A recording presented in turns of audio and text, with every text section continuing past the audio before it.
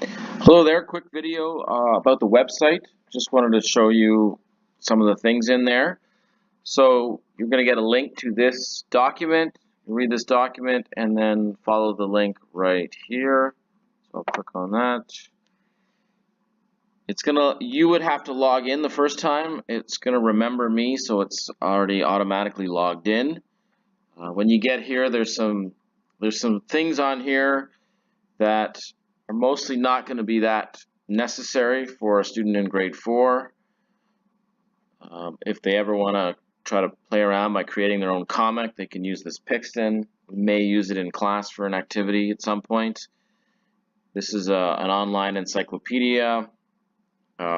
These two, My Blueprint and Homework Help, are going to be introduced to students when they get to grade 7 or 8. But if you want to actually go to the website, you're going to have to click here. And I'll just show you a quick couple of things. So we've talked about Mathletics. That's just a link to Mathletics. You don't need to go to this website to access Mathletics. You can just go straight to Mathletics. But there's a link to it. Same with Knowledge Hook. And then I'll show you ReadWorks. ReadWorks is a reading website. You can, as a teacher, I can find articles and assign them to students that are based on their reading level, and they read them while they're on the computer and respond to some comprehension questions on the computer.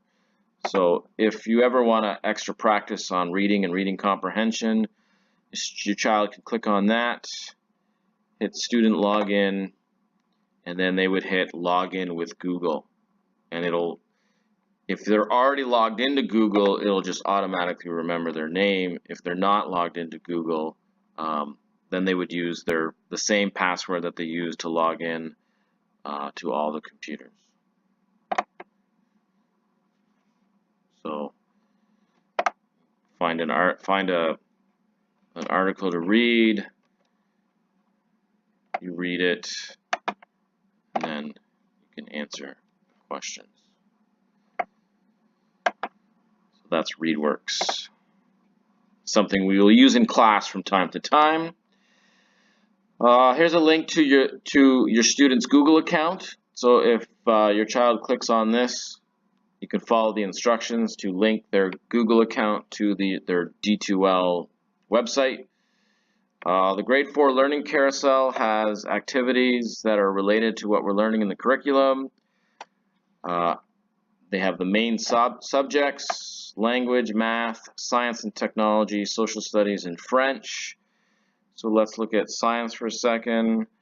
We're doing rocks and minerals. Rocks and minerals is part of the Earth and Space Systems strand. So if your child is looking for some extra practice or something to do, they could click on one of these activities and learn a little bit more about what we're studying in class.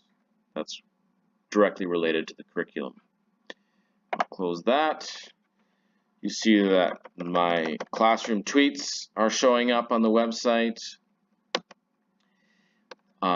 This part right here, activity feed, sometimes I will link activities that are tied to what we're learning in this area.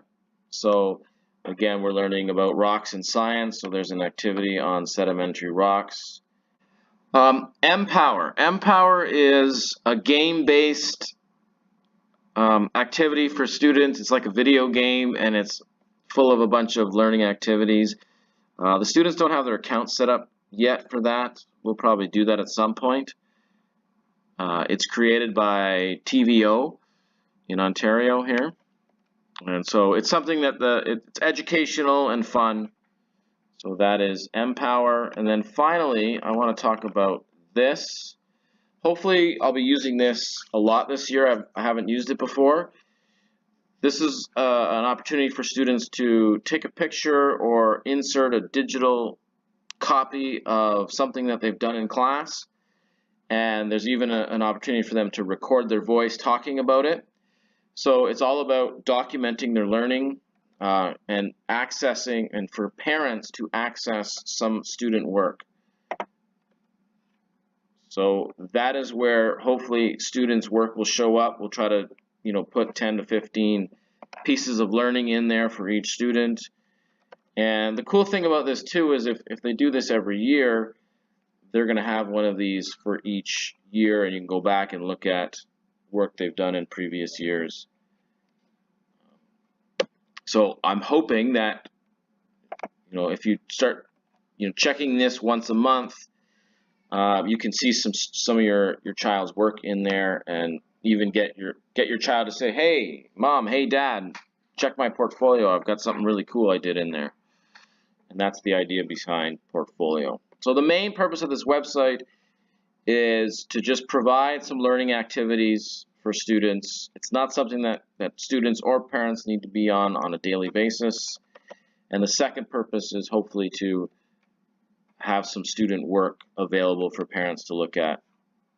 And it's private. You can only access it through logging into your account, so other people can't see it. It's completely private. That's the website.